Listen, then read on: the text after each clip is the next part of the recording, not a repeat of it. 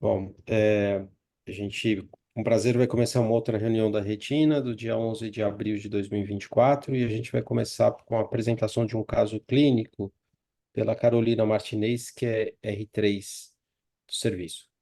Carolina? Perfeito, professor, muito obrigada.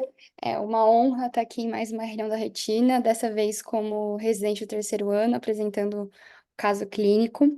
Esse é um dos muitos casos riquíssimos que a gente tem no nosso ambulatório aqui da USP e vou trazer para vocês. Bom, nosso caso é de uma paciente do sexo feminino de 33 anos, que ela procurou nosso ambulatório com uma queixa de uma baixa acuidade visual em ambos os olhos de longa data. Quanto aos antecedentes oftalmológicos dessa paciente, ela referia 3 abordagens cirúrgicas prévias para correção de pitose palpebral, em ambos os olhos. Ao exame, a paciente apresentava uma acuidade visual no olho direito de 20/100, mesma acuidade no olho esquerdo. Ao exame do segmento anterior, a gente observava uma ptose palpebral superior em ambos os olhos, oftalmoplegia, uma catarata N2, também em ambos os olhos, e à esquerda, uma opacidade epitelial corneana. A pressão intraocular era normal, 12 em ambos os olhos, e a fundoscopia era a seguir. Essa fundoscopia do olho direito, né, que a gente consegue observar algumas áreas de hemotrofia difusa, e essa fundoscopia do olho esquerdo. É, Aqui também mais imagens fundoscópicas. Aqui a gente tem a autofluor da retinografia de grande angular com essas áreas de hipoautofluorescência. E no ACT do olho direito, assim como do olho esquerdo, a gente observa uma perda da retina externa. Queria abrir para discussão, nesse momento, para hipóteses diagnósticas. Então, muito bom. Então, 33 anos, 20/100 de visão em ambos os olhos, com essa alteração extensa na retina, na autofluorescência e no OCT. Ah, como é que a gente começa a abrir o diagnóstico diferencial desse caso? Cleide, André, Jorge. Bom, o que a gente observa, tem como voltar lá na retinografia e no OCT? Volta lá. A gente observa uma alteração de pigmentação difusa da retina, né? Inclusive envolvendo o polo posterior, né? E pode passar no OCT, Carolina? Era autofluor ali antes? Autofluor. Autofluor, né? Então a gente vê que tem uma alteração também envolvendo o epitélio pigmentado da retina, né? E no OCT a gente vê que tem um apagamento difuso da retina externa, envolvendo também o polo posterior, né? Então tem um envolvimento aí de fotorreceptores, né? Uma paciente jovem com quadro bilateral, a gente tem que pensar em algum quadro distrófico retiniano, eventualmente alguma toxicidade por medicação intraedente diferencial, que eu acho que não é o caso, mas ela precisaria fazer uma investigação genética e eventualmente tentar correlacionar com o quadro clínico ocular associado dela, né? Ela tem alteração de motilidade ocular e ptose, né? Exato. E É tipo uma oftalmoplegia externa progressiva, assim? Não, Isso. parecido. parecido, né? Entendi. Não, tudo bem. Existem condições que Então, podem cursar com alteração retiniana e de motricidade ocular, mas ela tinha algum quadro muscular associado ou não? Sim. então, quer dizer, isso caracteriza uma síndrome, né? Então, isso reforça o diagnóstico de uma distrofia, ao invés de uma toxicidade, uma alteração É, inflamatória que ela tenha, certo? É, assim, o que a gente tem de alteração pigmentar, assim, por exemplo, o paciente às vezes tem retinose pigmentar e pode fazer uhum, uns quadros de oftalmoplegia externa progressiva com síndrome de Kearns-Sayre, né? Mas aí não é o caso porque não é o caso da alteração pigmentar típica de retinose, né? Mas entraria no diferencial, né? tá, exatamente, exatamente. Então, às vezes esse espectro de apresentação das distrofias pode ser um pouquinho ah, grande, né?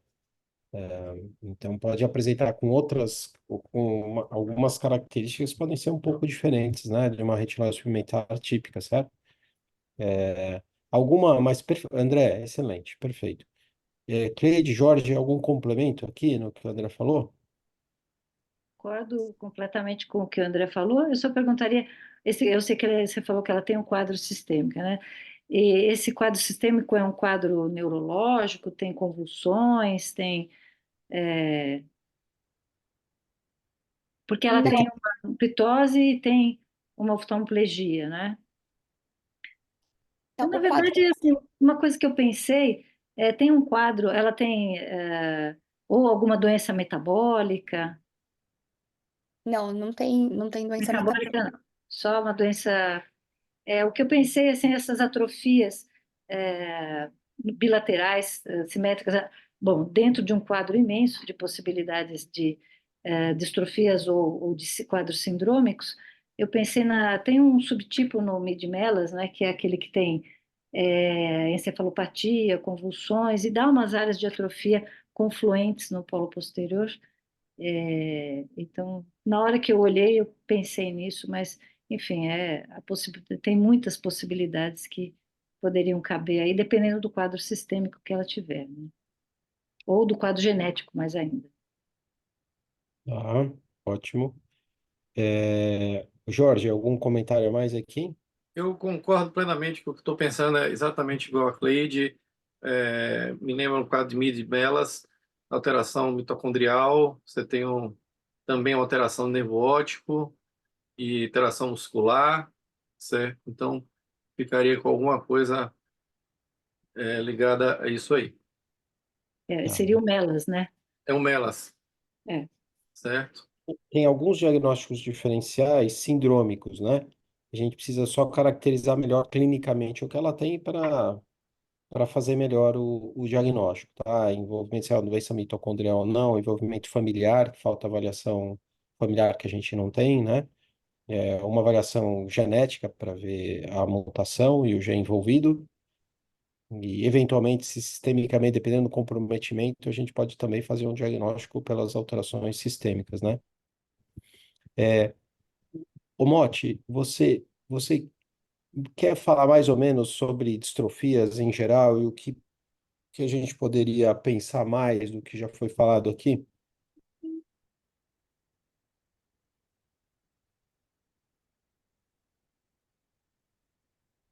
Tá com o microfone, não, o áudio não tá.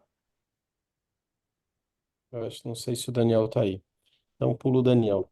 É, você quer continuar a apresentação? Então, Carolina, vamos ver o que foi feito aqui para o diagnóstico.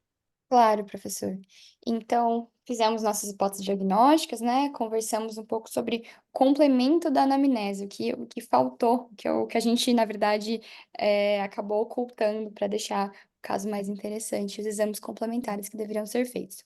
Conversando mais com a paciente, a gente descobriu que a paciente tinha um quadro de fraqueza, muscular bem, bem severo. É, inclusive, depois, poucos meses depois, ela passou a necessitar de cadeira de rodas para ambulação, para deambulação. E os antecedentes familiares, e aí que o caso fica ainda mais interessante, essa paciente tem uma irmã gêmea univitelina, também com quadro de fraqueza muscular e também com uma baixa acuidade visual, não tanto severa quanto da paciente número um, mas também havia uma baixa de acuidade visual. Por conta disso, a gente acabou convocando também a irmã gêmea para a gente verificar. Esse daqui é o aspecto, né, da paciente que a gente está falando, da paciente número um em questão. A gente consegue, observar bem as alterações, a pitose e tudo mais. E convocamos, então, a segunda paciente, né? A irmã gêmea univitelina. A gente questionou diversas vezes a mãe sobre se realmente era gêmea univitelina, e era mesmo. Então, novamente, uma paciente do sexo feminino, de 33 anos, com uma queixa de baixa de acuidade visual discreta em ambos os olhos de longa data. Não era uma baixa acuidade tão importante quanto a da paciente anterior. De antecedentes oftalmológicos, essa paciente tinha feito apenas uma abordagem cirúrgica para correção de pitose, e ela havia tido uma úlcera de córnea no olho esquerdo tratada há 5 anos. Também apresentava fraqueza muscular, também mais leve que a irmã, e ao exame, ela apresentava no olho direito uma acuidade visual de 20/25 e à esquerda 20/160, lembrando que ela tinha tido essa úlcera de córnea prévia. A biomicroscopia no olho direito, pitose palpebral, oftalmoplegia, uma catarata N2, e à esquerda os mesmos achados associados à opacidade epitelial corneana. Pressão intraocular também dentro da normalidade, e ao exame fundoscópico, a gente observava um quadro também com algumas alterações, algumas de atrofia, mas mais discreto que o da irmã gêmea.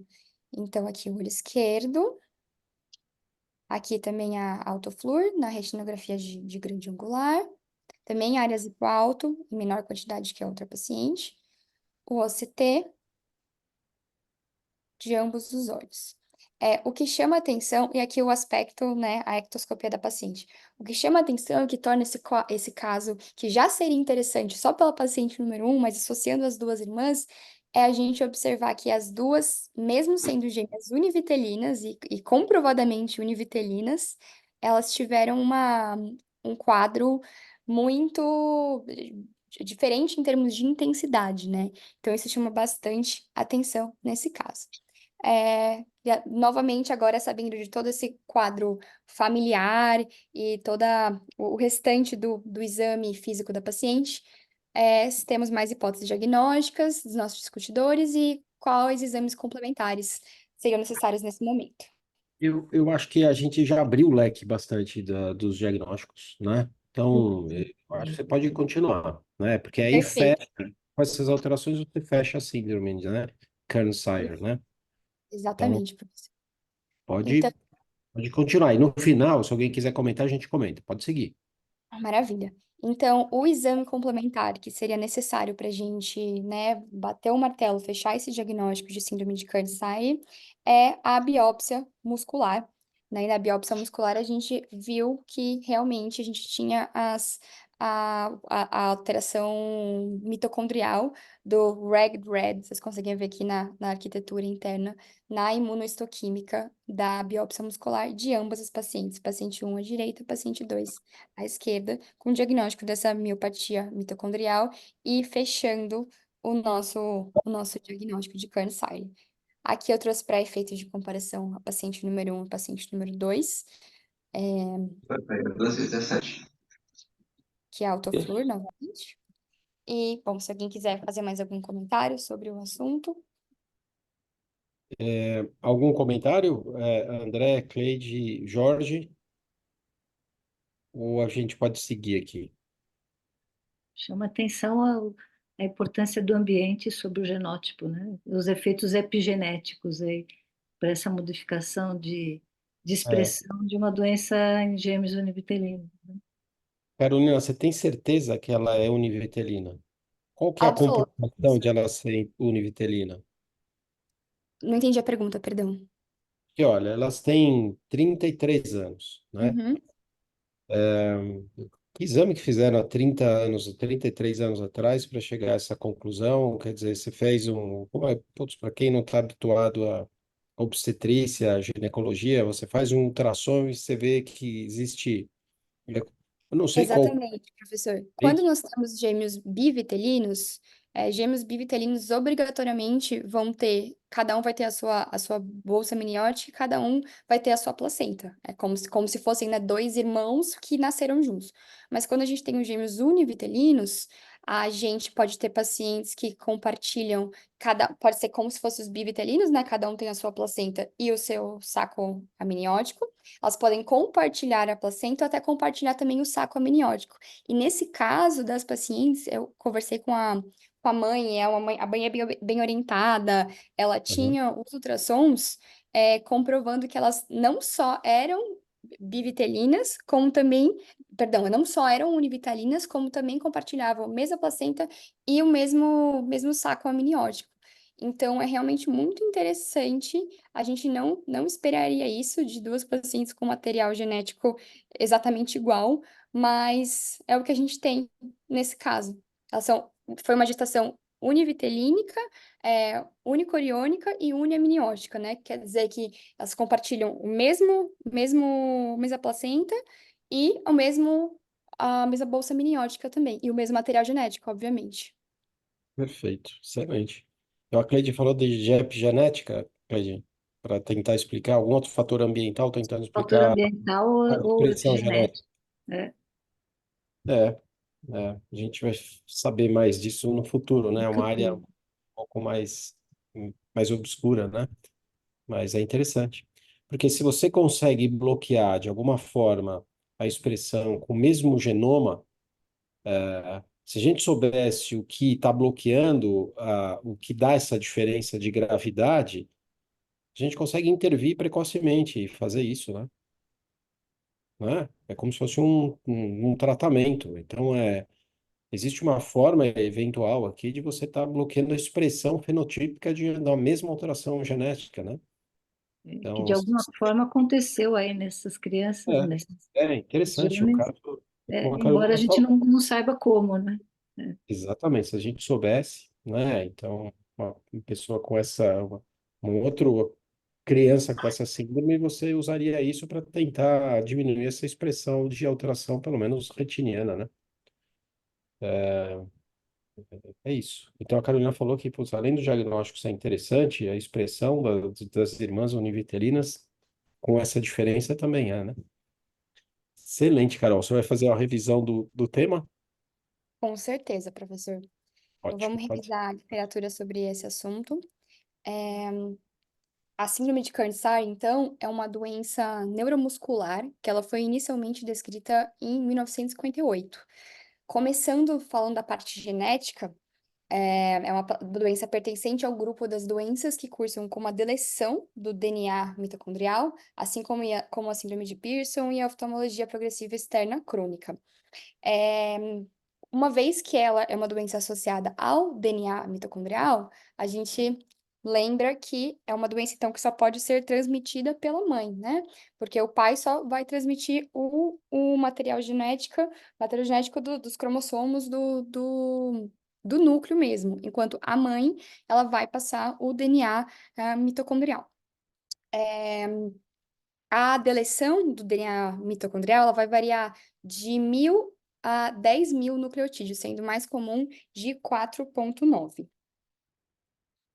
Quanto à fisiopatologia, muito interessante dessa síndrome, é que as mitocôndrias, né, que são afetadas pela deleção dos nucleotídeos, nessa doença elas são anormalmente grandes. E a gente sabe que as mitocôndrias, elas são mais abundantes em tecidos com alto consumo metabólico, como, por exemplo, musculatura esquelética, miocárdio, sistema nervoso central e o nosso querido EPR. Essa normalidade mitocondrial, ela pode ser verificada pelo corante gomoritricrômio, com esse aspecto red, que a gente viu na biópsia de músculo que eu trouxe das duas pacientes.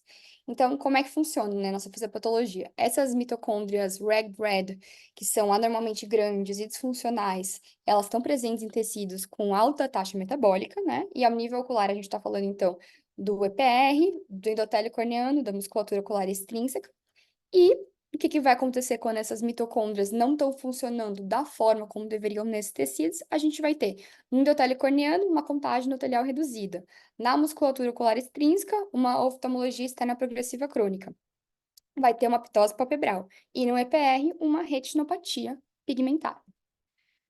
Desse modo, o que a gente vai ter de apresentação clínica desse quadro? Evidentemente, uma retinopatia pigmentar, uma oftalmoplegia externa progressiva crônica, que a gente pode, trouxe aqui até a imagem para vocês, dá para ver aqui na imagem de cima, pedindo para o paciente olhar para cima, né, seguindo a setinha.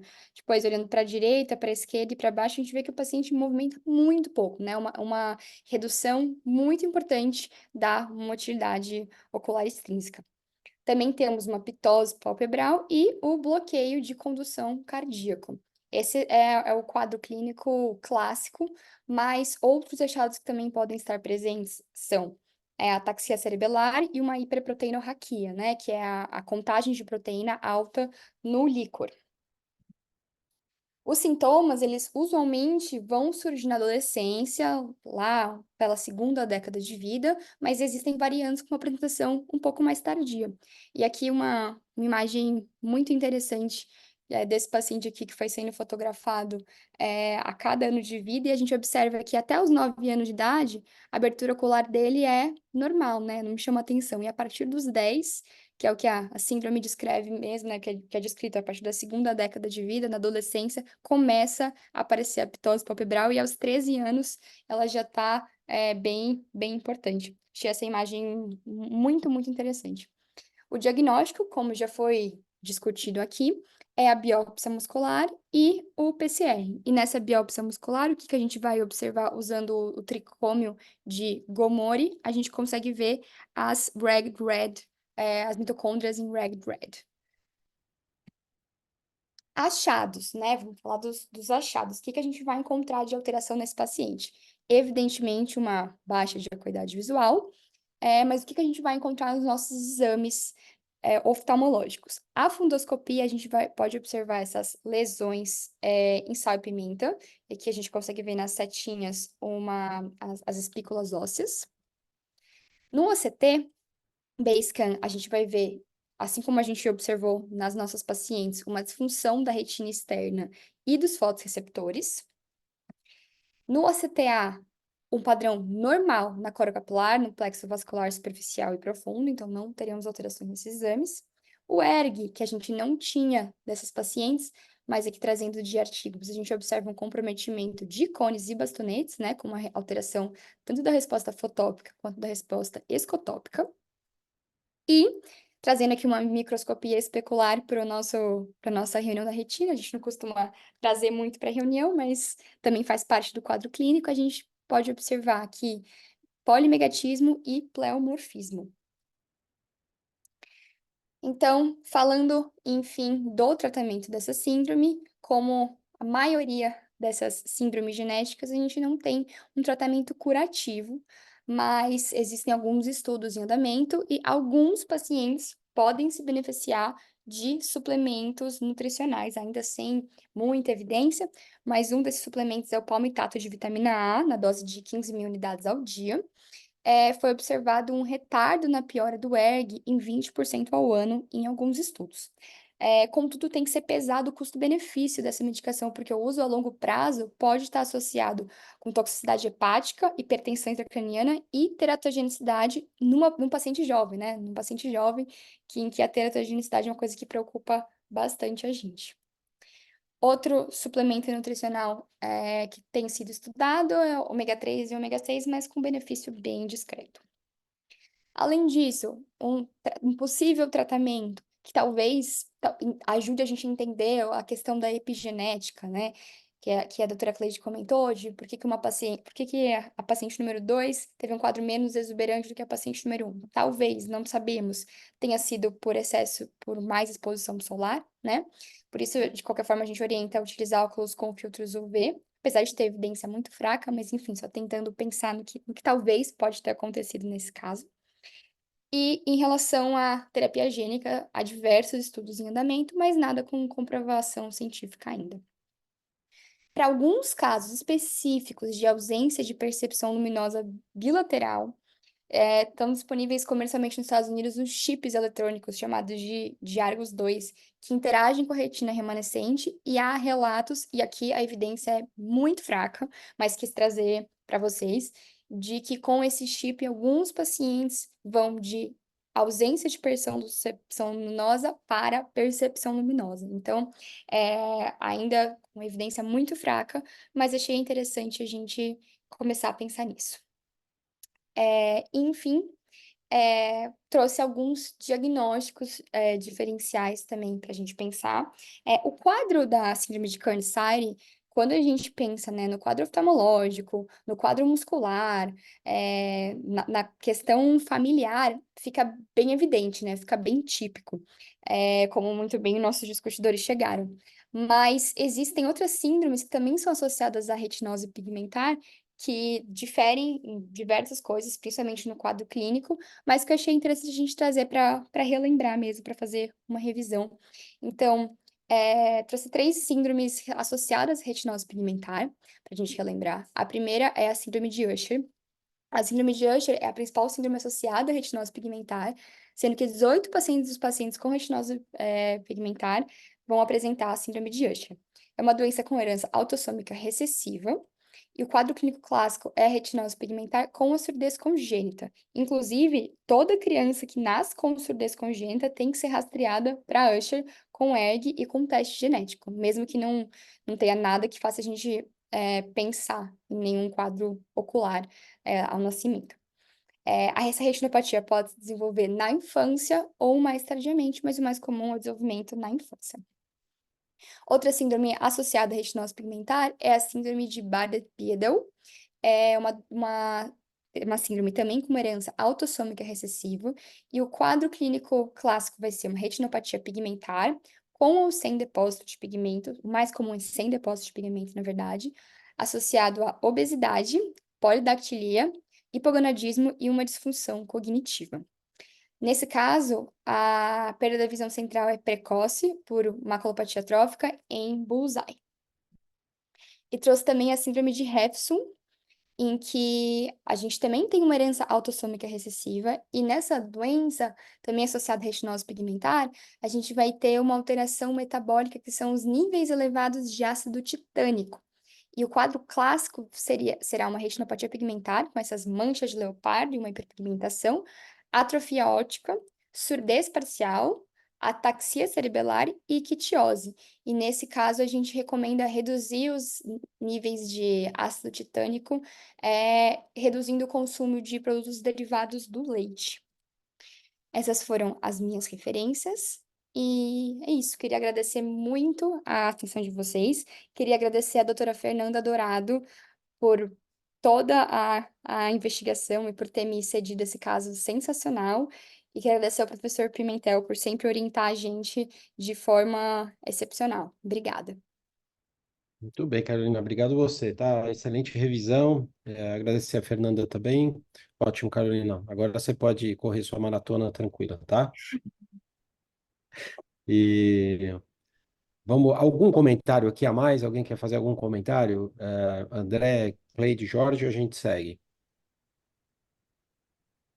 Então vamos seguir. Agora quem vai apresentar a imagem é a Thaís Câmara, que é fellow de primeiro ano. Thaís? Olá, boa noite. Boa noite, doutor Sérgio, os demais doutores presentes. Vou apresentar a imagem dessa semana. Gostaria de começar agradecendo ao doutor Sérgio por todo o auxílio, tanto na escolha da imagem, como na montagem da apresentação e na discussão desse caso. E agradecer à doutora Paula Dandara, também fellow de retina do serviço, que cedeu algumas imagens para a gente poder elaborar essa apresentação.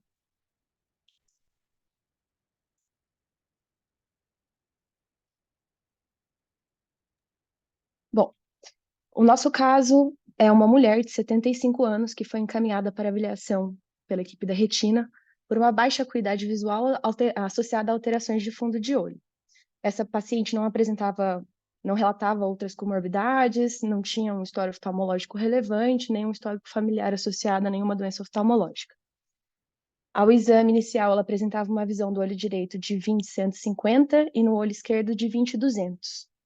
E aí eu mostro para vocês a retinografia e o exame de autofluorescência realizado na primeira consulta. Gostaria de abrir nesse momento para a discussão de hipóteses diagnósticas. Perfeito.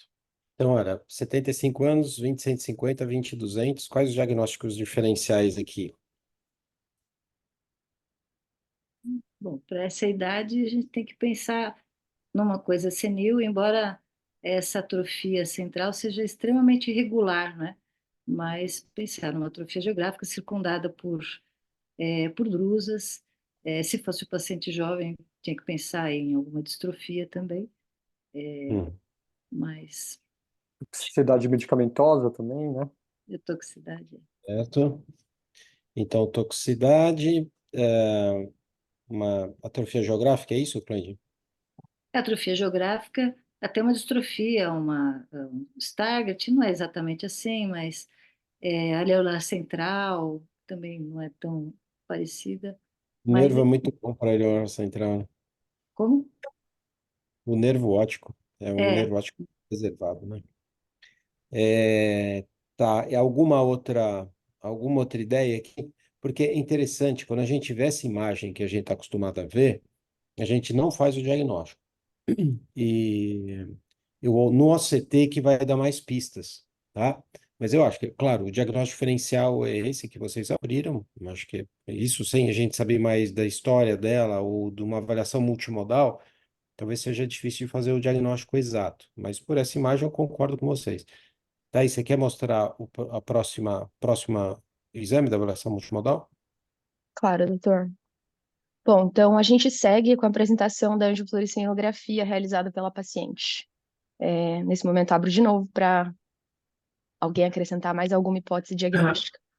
É, realmente tem que começar por DMRI e estrofias. Start. Uma coisa que me lembrou aqui agora é o estágio final de quando você tem é, maculopatia vitaliforme sem mais a parte vitaliforme, quando chega a parte atrófica. É, E ficou uma imagem bem parecida, com alteração periférica, autofluorescência com um halo de hiper. Eu pensaria também nisso. E toxicidade medicamentosa, medicações anticâncer, anti-alterações é, antidepressivos. Ficaria essas duas coisas além do que já foi dito. perfeito. Então, eu acho que esses diagnósticos diferenciais que vocês falaram, eu concordo totalmente. O Flávio falou também, o Flávio Moura escreveu aqui no chat, falando de doença de Best, uma forma avançada de doença de Best, com uma atrofia geográfica, macular no centro, né? Não uma atrofia geográfica secundária de geração macular, mas secundária a uma distrofia que poderia encaixar também aqui, certo? Então, até agora, a gente ainda não falou diagnóstico, mas falamos de vários diagnósticos diferenciais, certo? Então, segue, Thais. Após a angiofluoresceinografia, foi realizado então o exame de OCT, e aí eu vou abrir de novo para mais hipóteses diagnósticas. Então, esse é o CT dessa paciente. Será que a gente chega num diagnóstico em relação aos diferenciais que a gente abriu aqui? A ela tem distrofia de Cone sinal. S também seria uma possibilidade. Mas Ela tem, ela já tem 70 e tantos anos, né? É. E não sei se ela tinha sintoma anteriormente, André. Provavelmente não, mas tudo bem. Como agora, pelo OCT, será que a gente tem alguma pista aqui? ela tem um sinal de tomográfico, né, que é o SMARP, que pode ser sinal de várias doenças, que é a ausência segmentar do EPR num paciente que tem descolamento seroso. E pode ser consequência de DMRI ou de várias outras doenças que eventualmente afetem o EPR, né? E eu acho que não Perfeito. é uma doença em si, é um sinal de OCT.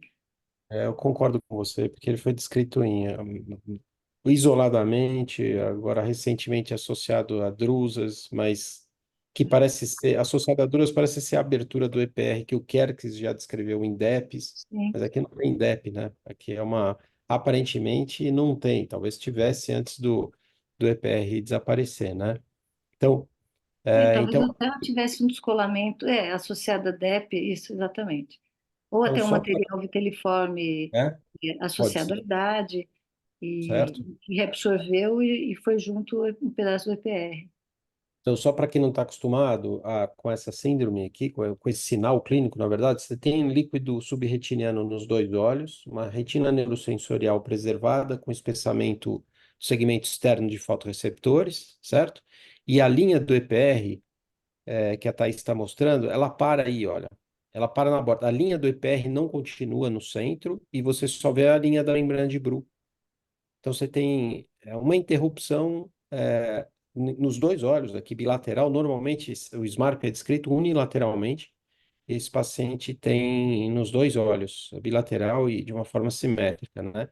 O SMARP quer dizer maculopatia serosa, serious maculopathy, com ausência do epitélio pigmentado da retina, tá? Então, o acrônimo é esse. tá? Então, é maculopatia serosa com ausência do epitélio pigmentado de retina, tá? Ah, esse é um sinal clínico, então eu acho que algumas doenças compartilham esse sinal.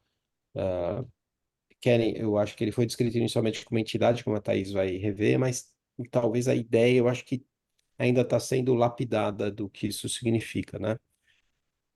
Exatamente, é isso. Então, com os exames anteriores, com a avaliação multimodal anterior, olha que interessante, a gente fez vários diagnósticos diferenciais, toxicidade, distrofia, atrofia geográfica, e na verdade ela tem essa entidade que se chama SMARP, que diferente das outras, talvez tenha uma correlação eventual com DMRI, formando atrofia do EPR setorial, né? Thaís, você quer continuar? Com certeza, doutor. Bom, a gente já fechou aí o diagnóstico, né, o achado do exame, mas eu vou acrescentar que nessa paciente foram realizadas diversas injeções intravítreas no intervalo de alguns meses, e essa paciente não obteve resposta do tratamento. A quantidade de fluido subretiniano se manteve estável no período do estudo, e o EPR se manteve com a mesma aparência.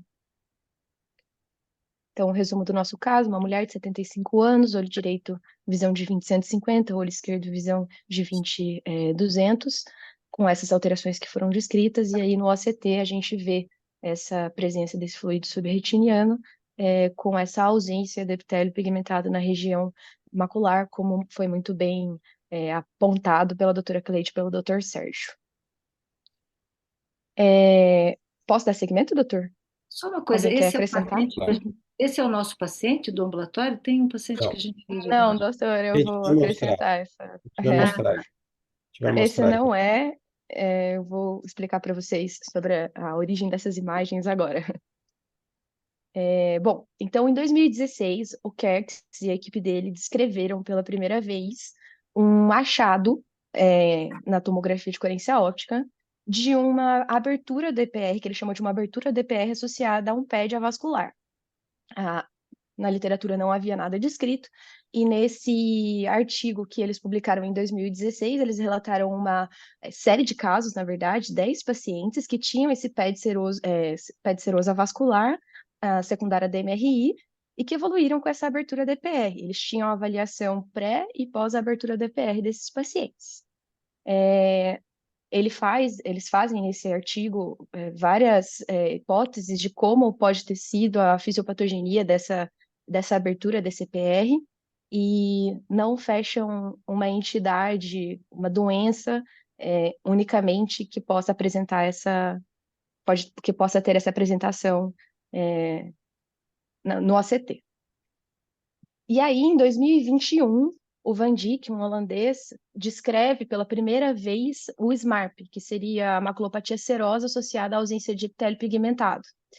Em 2021, o Van Dijk e a equipe dele vão descrever o SMARP como uma doença que inclui o fluido subretiniano e a ausência de EPR, e exclui a possibilidade de drusas, descolamento do epitélio pigmentado e neovascularização de coroide.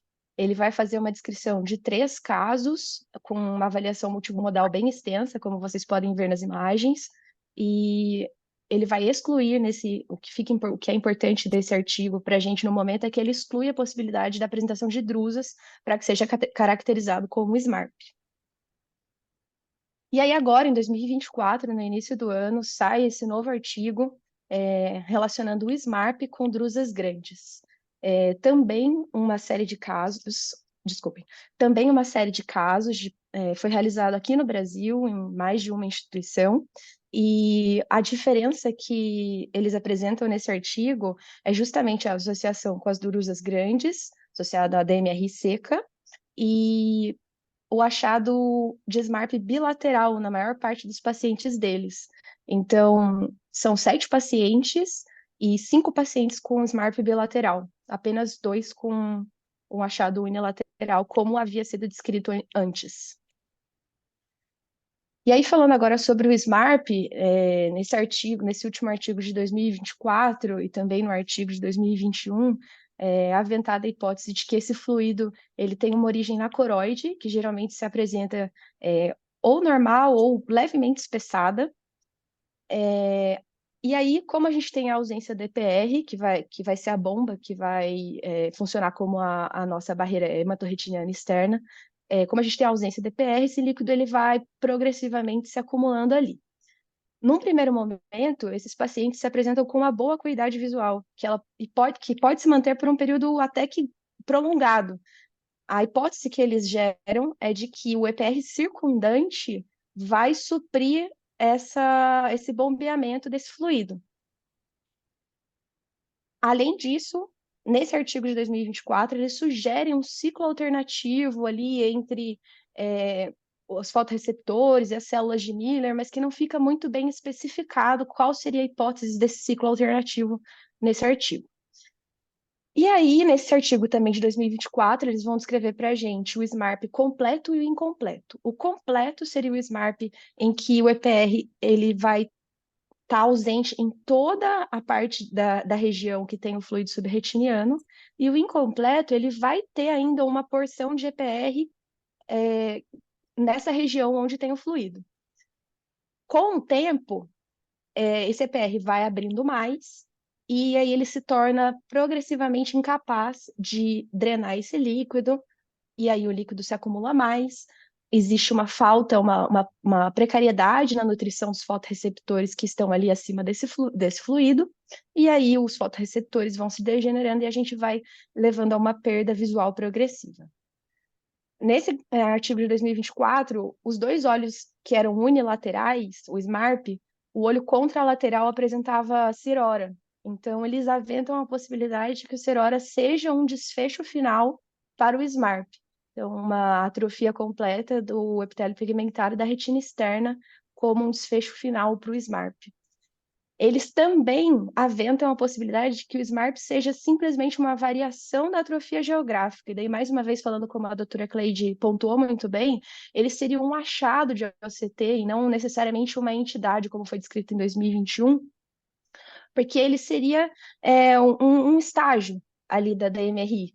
Então, na atrofia geográfica, o paciente não acumula fluido, porque apesar de estar afinado, o EPR ele existe para bombear aquele líquido, e no SMARP, como teve a abertura e tem a ausência de EPR, existe um acúmulo de líquido que vai ficar ali entre a membrana de Bruch e os fotorreceptores. Na avaliação multimodal do SMARP, a gente vai encontrar na autofluorescência uma região hipoalto, decorrente ali da perda do EPR. Na angiofluorescenografia, a gente vai encontrar uma hiperfluorescência por defeito em janela e por pooling. E o que é importante para diferenciar, inclusive, de vários diagnósticos diferenciais que nós vamos falar, é que tem uma ausência de extravasamento. O que os autores sugerem é que esse extravasamento venha da coroide, mas de uma maneira extremamente lenta, e aí a gente não vai observar isso no nosso exame de angiofluorescenografia.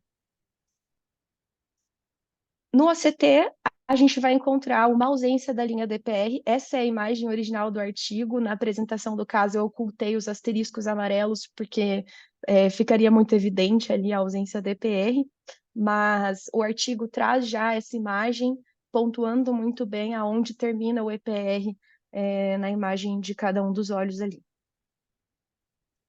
E aí, para falar dos diagnósticos diferenciais do SMARP, eu vou pontuar para vocês principalmente o que o próprio Van Dyck publicou depois, num novo artigo em que ele pontua muito, muito bem explicado, muito extensamente, os diagnósticos diferenciais de doenças que causam acúmulo de fluido subretiniano.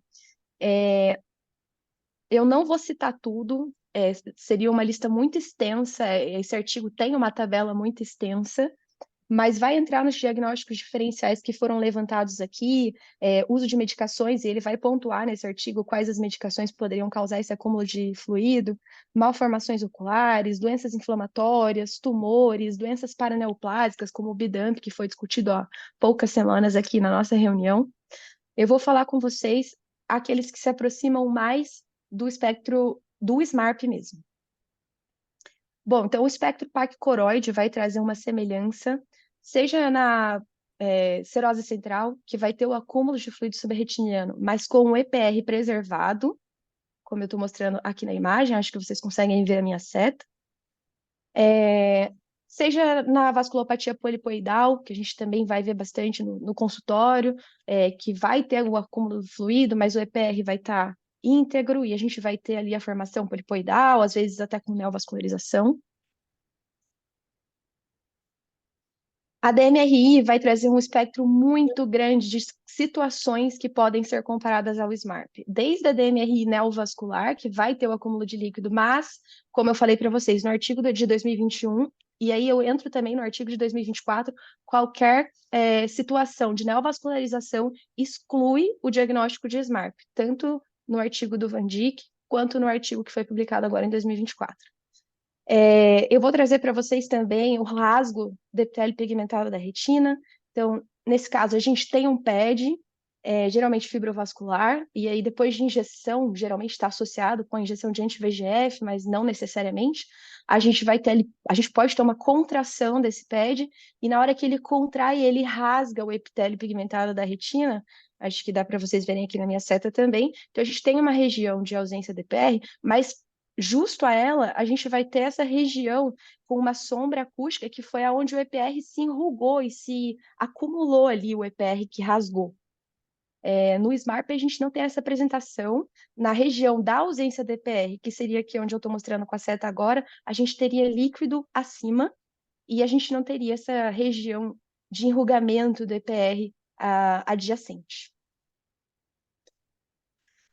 Eu vou trazer também para vocês o diagnóstico diferencial de um estágio da DMRI seca, que foi descrito também recente, que seria o estágio do platô. Agradeço ao Dr. Sérgio pela colaboração em relação a esse diagnóstico diferencial. O platô seria ali um estágio da doença da DMRI seca, em que a gente tem um PED, geralmente drusenoide. Esse PED ele vai ter um acúmulo de material drusenoide, que vai se mostrar ali no OCT, eu vou mostrar aqui para vocês, como um ligeiro aumento da região hiporrefletiva abaixo do EPR.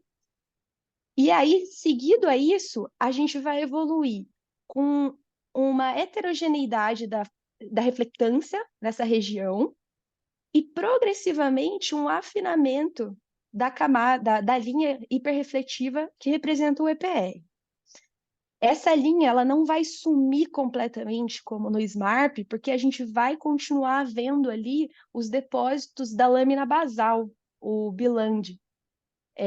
Mas acaba ficando uma imagem que poderia confundir algumas pessoas. A diferença aqui vai ser que a gente tem essa demarcação desse depósito na lâmina basal e o conteúdo abaixo dele, ele não é tão hiporreflectante, ele é mais heterogêneo, como vocês podem ver. De acordo com esse artigo que descreve o platô, com o tempo, esse material ali embaixo, ele vai se tornando cada vez mais heterogêneo. E aí vai ficar bem diferente da imagem do SMARP. Como também foi muito bem colocado pelo Dr. Jorge, a doutora Cleide também falou sobre o nosso caso no ambulatório, e eu vou vir a falar sobre isso. O Van Dijk fala muito sobre as lesões viteliformes, e aí eu vou falar de algumas delas com vocês de uma maneira mais direta. Então, a lesão viteliforme secundária da MRI, citada por ele no artigo.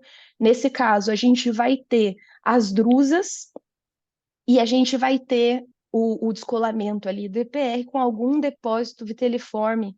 Então, vai ficar um pouco diferente da nossa imagem do SMARP, porque a gente vai ter essa região mais irregular das drusas coalescendo. Ele também vai descrever a maculopatia serosa secundária à disfunção do EPR devido a drusas confluentes, que, para mim, vai entrar muito como diagnóstico diferencial dessa doença que eu citei agora anteriormente. A diferença é que a gente não vai ter o material viteliforme ali se acumulando, mas para a gente diferenciar do SMARP, é só a gente ver que a linha do EPR continua íntegra.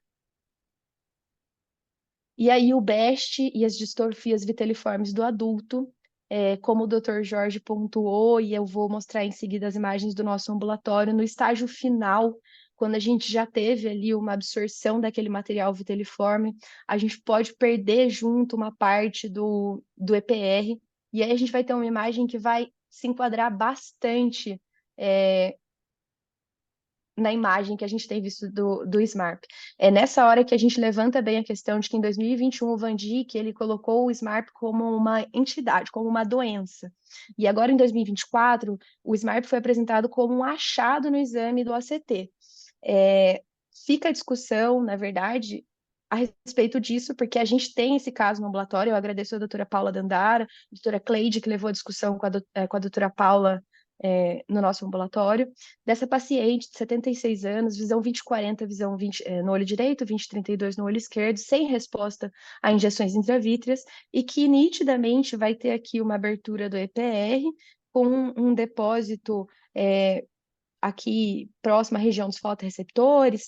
Ela tem uma descrição prévia de uma possível doença viteliforme, então fica aí essa questão, sendo se o SMARP é uma entidade ou se a gente vai considerar o SMARP como um achado do exame do ACT. E aí, por último, para eu citar para vocês, diagnóstico diferencial, o SMASH, que é a maculopatia serosa associada a uma doença de coroide específica, que seria o diagnóstico diferencial, que seria muito parecido com o SMARP se tivesse alguma falha do EPR, na verdade, no ACT, mas a gente tem um afinamento do EPR, mas em todo momento o EPR ele se mantém íntegro, e a gente vai ver algumas irregularidades nesse EPR devido a vasos ali da coroide que estão dilatados, irregulares. O SMASH foi muito bem apresentado por uma fellow do serviço no ano passado, e o vídeo está disponível aqui no nosso canal da retina da USP. Por fim, o tratamento não vai responder a injeção, o SMARP não vai responder a injeções intravítreas, porque a gente não tem neovascularização. Qualquer neovascularização exclui o diagnóstico de SMARP. E ele não vai ser responsivo ao PDT, porque ele tem pouca relação com a hiperpermeabilidade e congestão coroidal. Então, até o momento, a gente não tem um tratamento pontuado para o SMARP. É uma condição muito nova, foi descrito muito recentemente. São apenas 4 artigos realmente apontando SMARP propriamente dito. E acho que a gente precisa de muitos estudos ainda para entender se trata de um achado, se trata de uma doença e como a gente vai prosseguir a partir daí. Essas são as minhas referências. Mais uma vez agradeço ao Dr. Sérgio pela paciência e ajuda na preparação dessa aula. Agradeço à doutora Paula pelas imagens, doutora Cleide pela discussão do caso com a doutora Paula e os meus colegas que me ajudaram aí nos últimos dias. Excelente, Thaís. Parabéns pelo caso e pela revisão, né?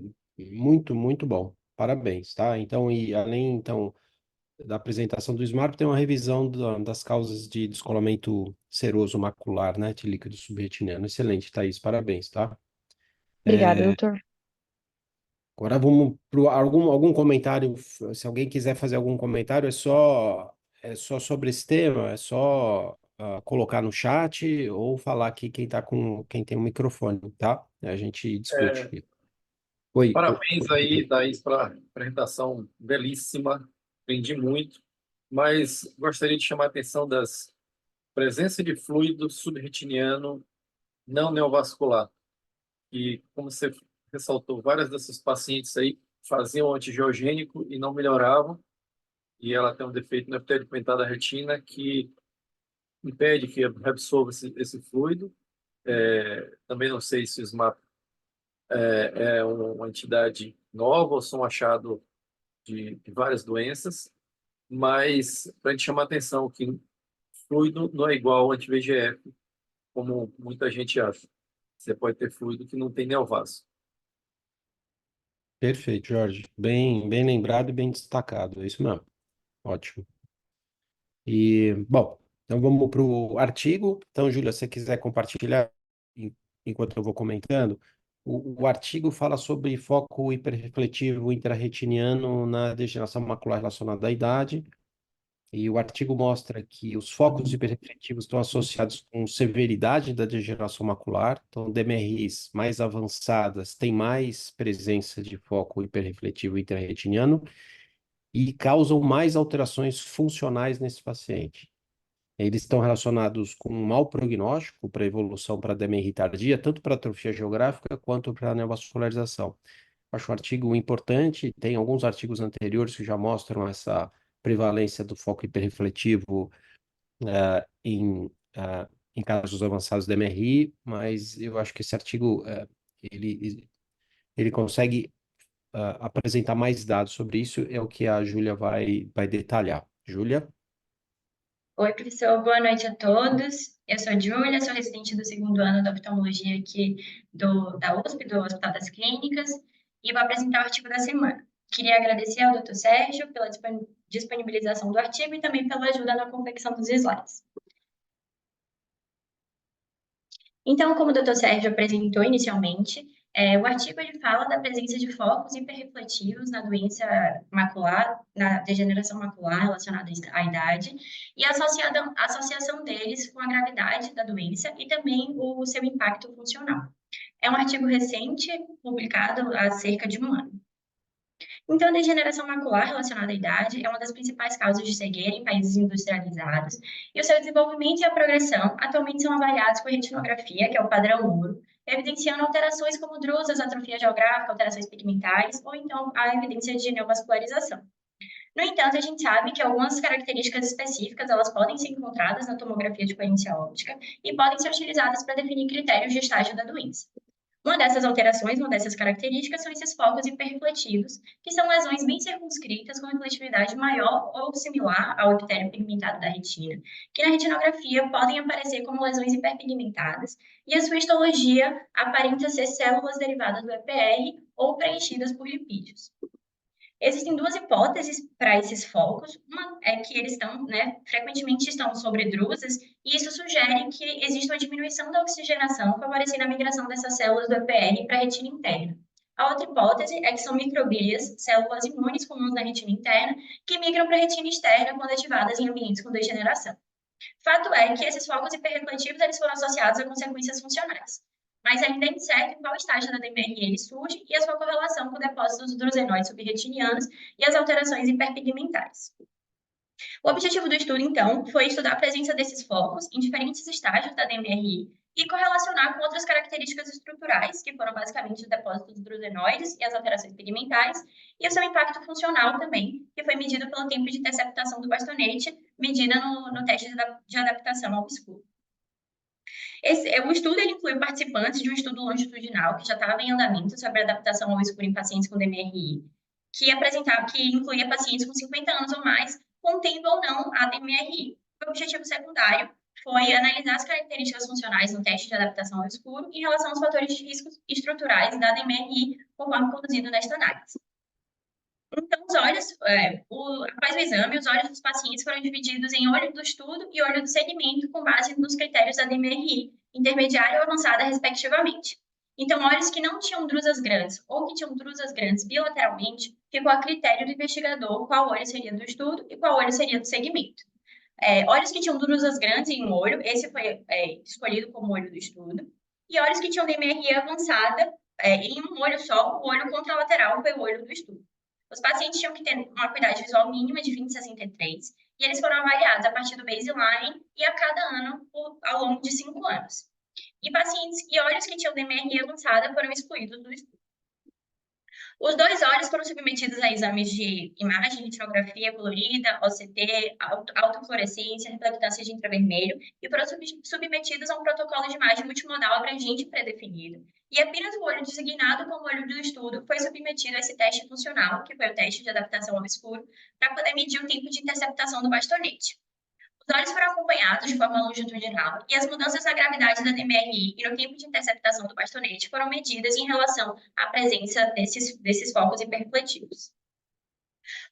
Esses focos eles foram determinados presentes se tivesse um ponto hiperrefletivo sobreposto a drusas ou drusas regredidas, se tivesse bloqueio do sinal abaixo desse foco, ou se ele estivesse localizado em qualquer ponto entre drusa e a membrana limitante interna. e ele tinha que ter uma intensidade semelhante ao EPR, mas não tinha critério definido de tamanho absoluto. Então, foram selecionados 158 participantes, no total foram avaliados 281 olhos, e a idade média dos participantes era 73 anos, e eles foram avaliados ao longo de 5 anos. No total, foram feitas, né, 1.277 visitas. Então, relacionando a gravidade da doença com os focos hiperrefletivos, foi visto que esses focos eram menos prevalentes nos grupos de menor gravidade, e eles tiveram um crescimento quase linear com o aumento da gravidade do MRI. Isso a gente consegue ver pelo gráfico, pela imagem B, onde na linha vertical a gente tem a porcentagem de visitas que tinham esses focos hiperrefletivos, e na linha horizontal a gente tem a gravidade da DMRI, na escala da gravidade da DMRI. E aí a gente consegue perceber que a porcentagem de visitas que tinham esses focos hiperrefletivos, ela foi acompanhando, né, crescendo junto com a gravidade da doença. Quando a gente relaciona as alterações pigmentares com a presença desses focos, a gente percebe que a porcentagem de visitas que não tinham alterações pigmentares e focos hiperrefletivos foi diminuindo constantemente em relação inversa à gravidade da doença. Nos estágios mais avançados, ali até o estágio 7, quase 100% das visitas tinham alterações pigmentares e aproximadamente metade delas eram associadas a esses focos hiperrefletivos. Nos estágios maiores que 7, o número de visitas com alterações pigmentares e focos hiperrefletivos associados aumentou ainda mais. Então, a gente consegue ver nesse gráfico também que a linha vermelha, reta, assim, sem apontilhada, com a presença dos triângulos, representa justamente a presença tanto dos focos quanto das alterações pigmentares. E a gente também consegue perceber que foi aumentando junto com a gravidade da doença. Quando a gente relaciona os depósitos dos drusenoides, a gente conseguiu ver que nos estágios iniciais, a porcentagem do fenótipo sem esses depósitos drusenoides e sem os focos hiperrefletivos foi quase de 100%, 91,2%. Mas com a gravidade da doença, a porcentagem desses focos hiperrefletivos foi aumentando e os depósitos dos drusenoides eles atingiram uma porcentagem estável de cerca de 15 a 45%. Mas nos grupos de maior gravidade, ali o estágio 10, a gente conseguiu perceber que as visitas oftalmológicas prevalentes foram aquelas sem os depósitos drusenoides, mas com a presença desses focos hiperrefletivos. E na característica funcional, por fim, a gente consegue perceber que esses olhos com focos hiperrefletivos, eles apresentaram um tempo de adaptação ao escuro mais longo do que aqueles sem os focos, mas esse tempo, no entanto, era menor do que os olhos com apenas os depósitos drusenoides. Os maiores valores no tempo de interceptação do bastonete foi encontrado em olhos com focos hiperrefletivos e depósitos drusenoides juntos, e a gente percebeu também que os olhos que desenvolveram focos hiperrefletivos apresentaram um tempo de interceptação do bastonete basal mais próximo a olhos com esses focos desde o início do que os olhos que nunca desenvolveram esses focos hiperrefletivos. Então, o que a gente pode concluir é que esses focos hiperrefletivos, eles tendem a não estar presentes em olhos com DMRI nos estágios iniciais. Então, eles estão presentes em menos de 5% nos estágios de gravidade de 0 a 3. E a prevalência dele aumenta de forma constante com a gravidade da doença, atingindo quase 90% em olhos com atrofia geográfica. A avaliação funcional demonstrou também que a presença desses focos estava fortemente associada a atrasos maiores no teste de adaptação ao escuro. No entanto, estudos futuros ainda são necessários para determinar os precursores no desenvolvimento desses focos e sua migração ao longo do tempo, em paralelo com imagens multimodais e testes funcionais para determinar o impacto em diferentes estágios. O objetivo, então, é entender as implicações que cada biomarcador tem na função e no risco de progressão da DMRI. E é isso, muito obrigada. Excelente, Julia, parabéns. Super sintético, didático e o artigo é um artigo mais longo e parabéns, resumiu super bem. Parabéns. Algum comentário aqui Obrigada, sobre professor. esse artigo? Nada, Julia. Algum comentário ou não? Então é importante quando vocês virem um paciente no OCT com esses focos hiperrefletivos intrarretinianos, a Júlia mostrou várias imagens, provavelmente esse paciente vai ter uma evolução mais grave e está num estágio mais avançado da doença. Então a gente tem que seguir esse paciente mais de perto, porque ele tem risco maior, tanto de fazer atrofia geográfica quanto de fazer neovascularização de retina. Então, se normalmente você vê o paciente a cada 6 meses, se ele tiver uma quantidade maior de focos irrefletivos ou até depósito drusenoide associado ou não, você tem que fazer um intervalo mais curto, orientar bem o paciente sobre sinais de aparecimento de membrana vascular, tá? Que é um risco de perda visual para esses pacientes. Muito bem. Agora a gente vai para a última parte, que é o caso cirúrgico. Quem vai apresentar é o Iago Bastos, que é preceptor, está fazendo um fellow de retina cirúrgica. Iago? Boa noite a todos. Como o professor disse, eu vou apresentar o caso cirúrgico da semana. Eu gostaria de agradecer ao professor Sérgio pela ajuda na elaboração dos slides, o doutor Fábio Marini, que me ajudou no dia da cirurgia, e o doutor Pedro Libani, que conduziu o caso até o momento da cirurgia. O caso é de um paciente do sexo masculino de 60 anos, que referia que há um ano teve baixa de acuidade visual no olho direito, com piora há aproximadamente 30 dias. Ao exame ele apresentava a acuidade visual de conta-dedos 1 metro, 20 e 20 no outro olho, a pio de 10 e 15 era fásico e tinha uma catarata N1. Esse era o aspecto da retinografia de grande angular do paciente. Nós fizemos também um OCT da região macular.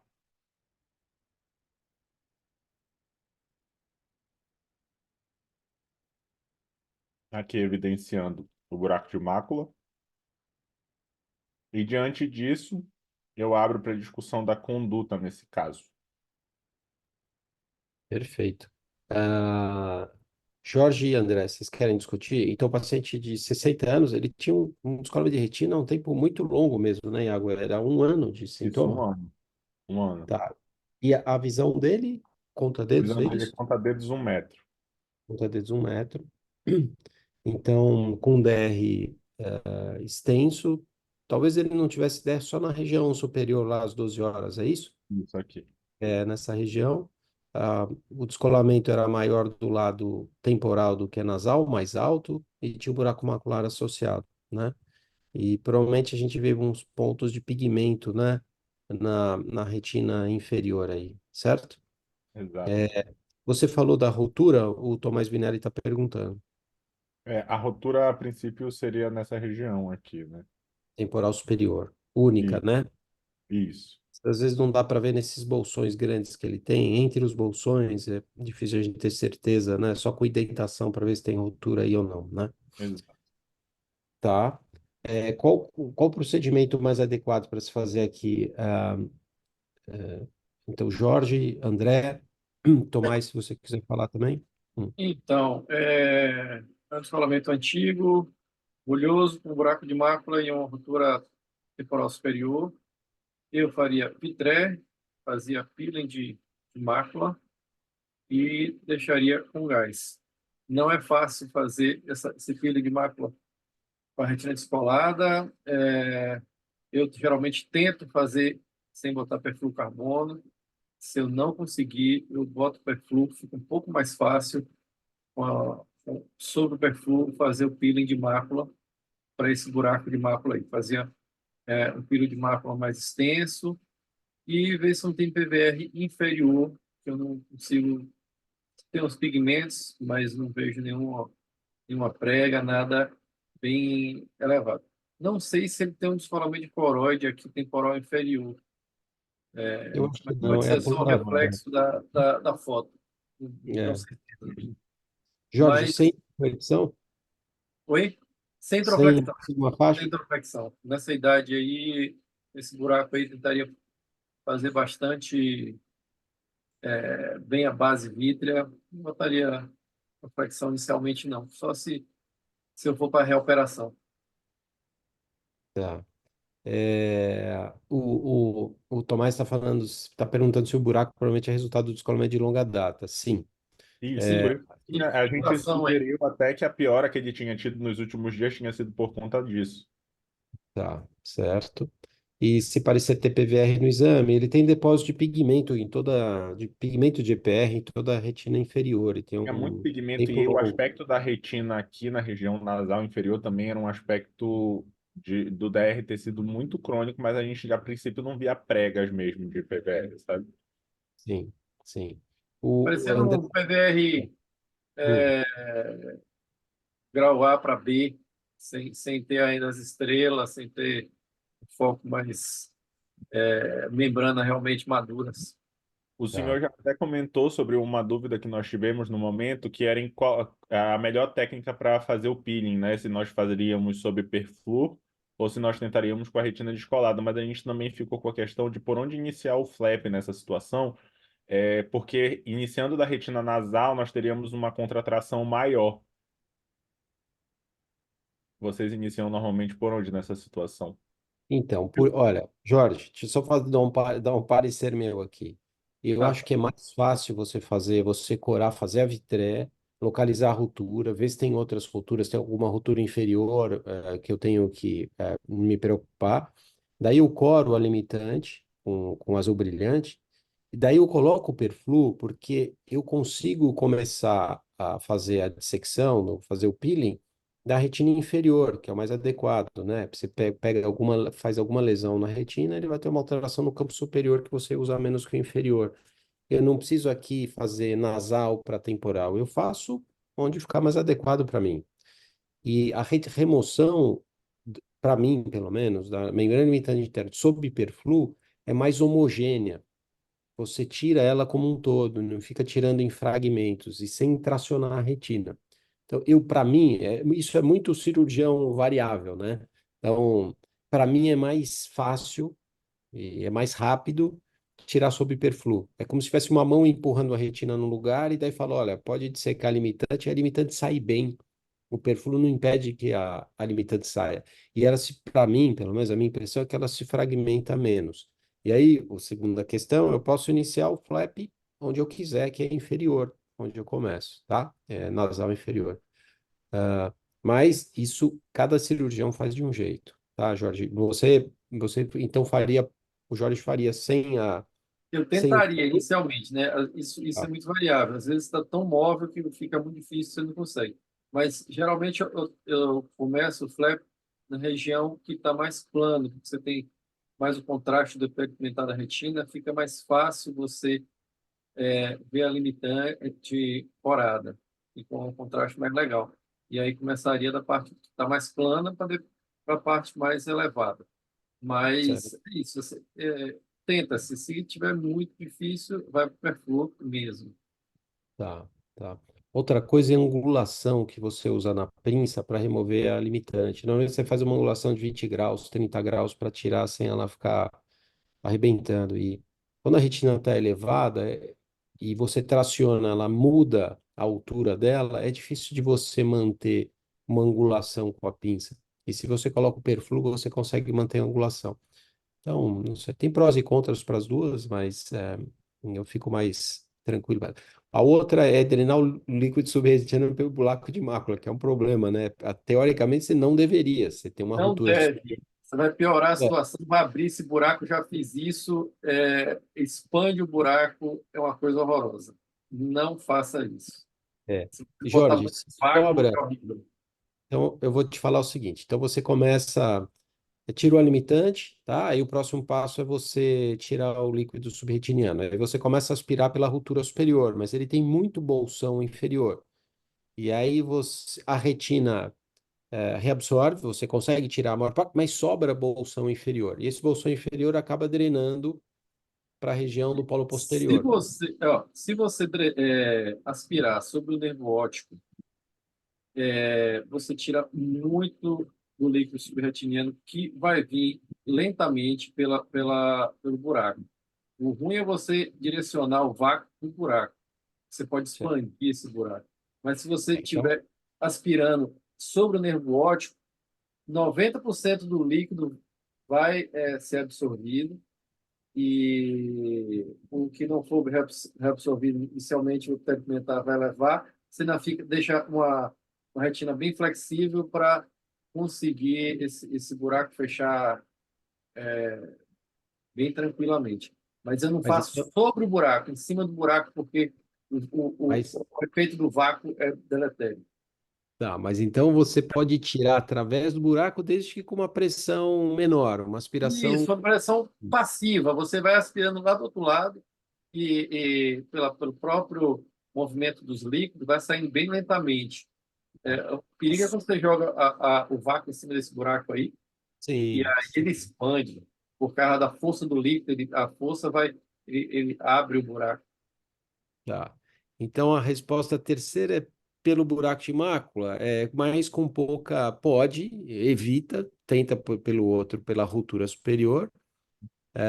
Você pode evitar, mas eventualmente, se você colocar uma aspiração com uma intensidade pequena, você pode fazer com esses cuidados, talvez não direcionar diretamente em cima do buraco, como o Jorge falou, mas mais nasal ao buraco, tá? Existem formas de você aspirar através do buraco que sejam menos lesivas. Tem uma hipótese, uma teoria de que se você aspirar, você está aspirando o fotorreceptor junto, então você diminuiria fotorreceptor nessa área. Eu acho que não, você acaba aspirando, se você aspirar fragmento, segmento externo, mas não núcleo de fotorreceptor, o segmento externo é ressintetizado, né? Então, se você aspirar com uma intensidade mais leve, eu acho que não tem problema.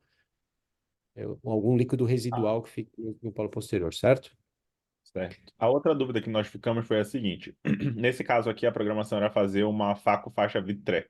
Só que no momento a gente não conseguiu, por dificuldade com o anestesista, o paciente não colaborava tanto para a gente passar a faixa. Mas nós tivemos um caso muito parecido no mesmo dia em que aconteceu o contrário. Nós iniciamos a Vitré e quando nós vimos, a gente precisou passar a faixa. Nessa situação, a gente tinha anestesista e acabamos optando por colocar um explante mesmo depois de já ter começado a Vitré. Vocês costumam fazer isso?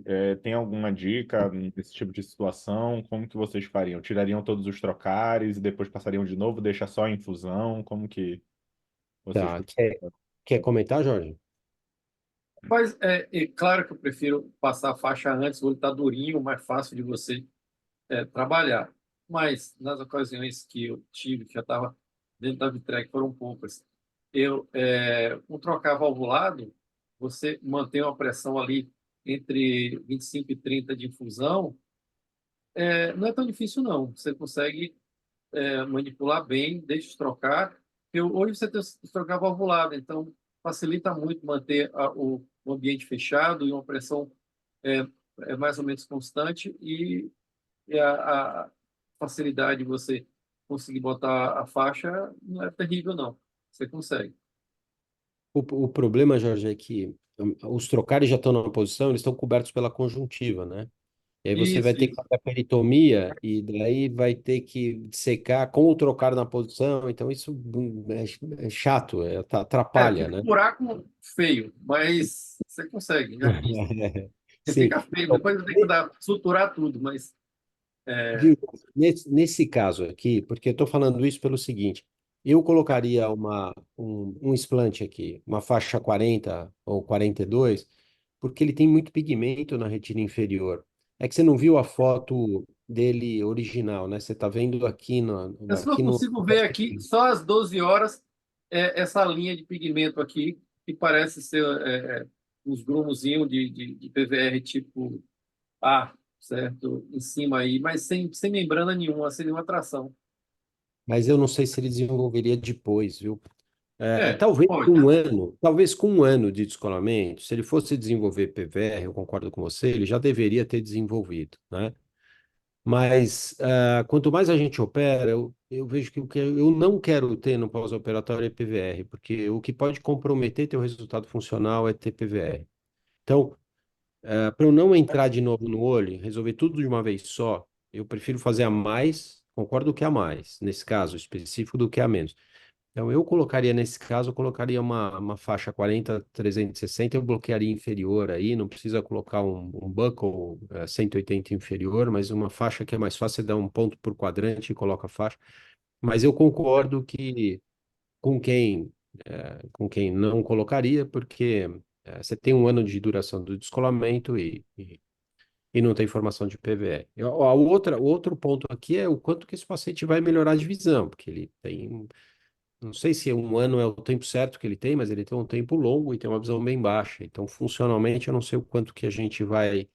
Funcionalmente, é uma caixa de surpresa. Tem pacientes desses que você opera, não melhora nada praticamente, e tem pacientes desses que você opera e tem uma melhora razoável. Isso depende É, muito da viabilidade do PR, viabilidade do fotorreceptor. A gente não tem ainda, digamos hum. assim, marcadores para a gente conseguir definir prognóstico. Essa semana o paciente perguntou para mim, quanto eu vou melhorar? Ele já está com mais de mês descolado. Eu não sei. Pode ser que melhore muito, pode ser que melhore pouco. Não sei. Sim. É uma chance que ele tem de ter pelo menos uma melhora parcial. Você não sabe o que vai acontecer com o outro olho dele, né? Então tem essa indicação. É, Iago, você quer mostrar a cirurgia? Vamos lá, vamos lá. Nós optamos por fazer a Faco-Vitré, né? Não passamos a faixa pela dificuldade com anestesia, como eu disse. Que nós iniciamos fazendo o COR, e todas as vezes que nós tentávamos fazer o DVP, vinha um líquido muito espesso pelo buraco. Foi mais ou menos o que o professor é, comentou do líquido vir por aqui. Só que mesmo assim nós ficávamos muito preocupados porque ele era muito espesso e a gente tinha medo de aumentar o diâmetro do buraco. Aqui nós coramos com a triancinolona para ver se não tinha restado nada. E vai ficar mais evidente o quão espesso era o líquido que vinha pelo buraco. Olhem só.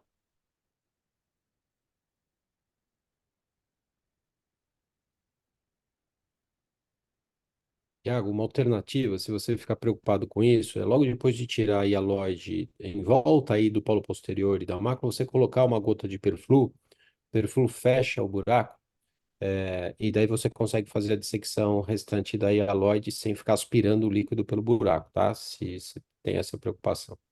Muito interessante. Gostei, professor, da ideia. Aqui nós ficamos com aquela questão, se nós iniciaríamos por nasal, que tinha uma contratração maior, ou temporal, a gente acabou optando por fazer com a retina descolada mesmo, de temporal, mas como o professor Sérgio comentou, ela vinha bastante. Acabava tracionando muito a retina. Mas nós conseguimos um flap mais adequado e seguimos com um peeling que nós já programamos de não fazer um peeling muito extenso por conta dessas dificuldades aqui que vocês estão vendo.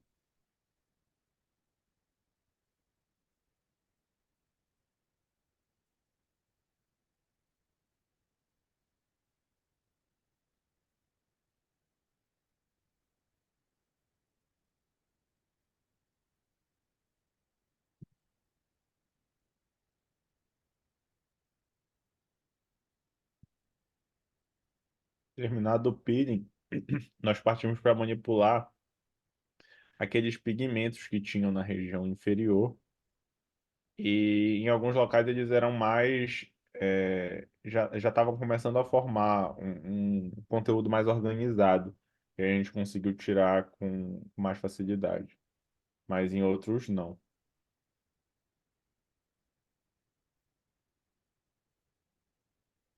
Eu não sei se vocês insistiriam para tirar mais. Então, por isso que eu colocaria uma faixa aí para não me preocupar com esses pigmentos. Eu acho que é muito difícil de tirar esses pigmentos. Eles estão muito aderidos, é difícil. Jorge, o que você faria? Você tiraria Mas eu não todos? tiraria, não, porque eu já fiquei tentando tirar isso aí, fiz um bocado de buraquinho. Às vezes é difícil tirar, eles estão bem aderidos, mas não é membrana. Se você vê Não, aí, eles estão bem localizados, eles não tem uma membrana conectando uma coisa com outra. não, Faria não, assim, não tem. você está Só tem fazendo aí uma líquido. base vítrea bem feita para tirar todo esse vítreo aí com depressão. Nessas horas, o chandelier é muito legal porque você mesmo deprime e facilita você tirar a base vítrea muito. Eu É acho isso. importante nesse caso aí. Aqui, Hum. temporal superior era a região da rotura original. A gente estava fazendo a base vítrea, conseguimos identificar que era a região que a retina tinha esse aspecto mais comprometido. E nós tentamos fazer a troca pela rotura original, mas a gente não estava conseguindo ter um resultado satisfatório. Quando nós íamos para perto do buraco, para perto do nervo, acabava acontecendo aquilo e nós ficamos com medo de aumentar o diâmetro do buraco. A gente optou por tentar colocar perfluorocarbono para ver se conseguia fazer a troca de uma forma mais adequada.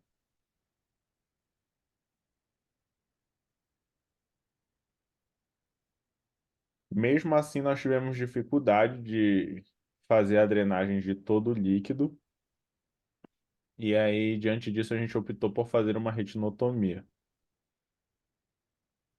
E quando nós fizemos a troca por aqui, ela ficou bem mais satisfatória. A gente conseguiu assentar bem a retina como um todo. Aqui uma outra dica. Se você coloca mais perflu dentro do olho, fica mais fácil você aspirar pela rotura, porque a tua rotura temporal superior é bem periférica. Então, se você enche de perflu o olho, depois de ter tirado dialóide, depois de ter feito tudo nessa fase, o líquido vai se acumular na periferia da retina. E daí você consegue aspirar pela rotura de um jeito mais fácil. É como se você fizesse uma canaleta de 360 graus com líquido. E esse líquido vai sair mais fácil pela rotura, sem você precisar fazer a retinotomia. É, não são todas as vezes que é possível fazer isso, mas muitas vezes e daí você não precisa abrir uma outra rotura na retina. É muito raro eu fazer uma retinotomia, a não ser quando você tem uma ruptura pequena na hora e que você não consegue drenar por ela e tem dificuldade e você pode abrir uma outra ruptura. Mas assim, é uma técnica aceitável. Você está numa situação que você não consegue remover o líquido subretiniano, aceitável, mas talvez eu colocaria mais perfluo para conseguir aspirar por aquela ruptura periférica, fazendo um anel de líquido subretiniano 360 graus na periferia. Jorge, você tem algum comentário para fazer nisso? Não. Você faria Concordo retinotomia? plenamente. Concordo plenamente com o que você está dizendo. É uma técnica aceitável. Geralmente, quando eu faço, eu tento fazer nasal, mas hoje em dia, tem muito tempo que eu não faço uma retinotomia. Quando tem muita dificuldade, boto perfluo. Eu não tento hoje secar a retina. Eu posso deixar um pouquinho de fluido subretiniano, que deve tentar absorver, mas o mais importante é você secar o rasgão para você conseguir fazer laser, né? Se você não consegue fazer laser, aí não funciona. Mas não sou estressado para tirar todo o líquido. E evito muito fazer essa ectotomia, mas é aceitável. A situação é difícil, eu já fiz algumas. Eu comentei com o Iago, quando ele me apresentou o caso, Jorge, né, Iago, que eu já vi um paciente que tinha uma retinotomia na arcada, logo na arcada temporal superior. Em volta da retinotomia, você faz uma fibrose, né? Você abre É, a retina, você tem que fazer laser depois. E esse paciente tinha uma alteração, tinha uma membrana epirretiniana que vinha dessa retinotomia, tracionava a mácula e fez um buraco macular tracional. Então, não, o paciente imagino. vem com esse quadro pós-descolamento. É claro que é incomum isso, mas você tem que escolher muito bem o local que você vai fazer, o tamanho da ruptura. Então, se você faz do equador para mais anterior, né? Então, ele teve essa complicação. Eu operei esse buraco macular dele, tirei essa tração, e era difícil de dissecar toda essa tração. Ficou bem, eh, mas é uma complicação, né? Então, da retinotomia. Então, a retinotomia, eu acho que tem indicação de ser feita, claro, como foi feito aí, sem problema, mas ela tem complicações. Eu vi uma vez uma discussão na Academia Americana, que era sobre quem usava Perflu e fazia isso que eu sugeri para fazer, e quem fazia retinotomia sem usar Perflu. E foi meio a meio a discussão. Metade dos cirurgiões na Academia Americana usam só retinotomia sem perfluo. E outra metade não usa retinotomia, prefere usar o perfluo. É interessante, né? Eu aprendi Os a... americanos, eles É. hoje evitam muito perfluorcarbono. Muito mesmo. Uhum. Evitam de tudo para não usar perfluorcarbono. É.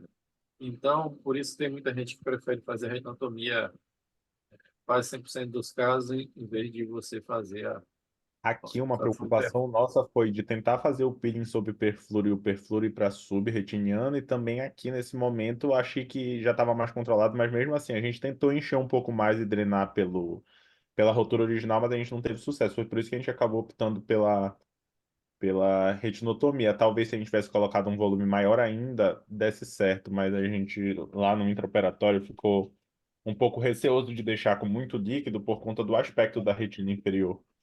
Claro, claro, Iago. Não, é justificável, bem, super justificável. A gente está falando genericamente. Nesse caso, eu acho que essa é a dificuldade que vocês tiveram e vocês resolveram bem essa dificuldade fazendo isso, entendeu? Ótimo, perfeito. Esse caso foi recente, então no sétimo pós-operatório esse era o aspecto. Essa região de laser aqui foi uma que na manipulação a gente teve um pouco mais de dificuldade, então nós preferimos cercar a região. Aqui é a região da retinotomia e nós deixamos com óleo por conta daquele aspecto da retina inferior. A gente não conseguiu colocar o explante também, a gente preferiu acabar deixando com óleo de silicone. Perfeito.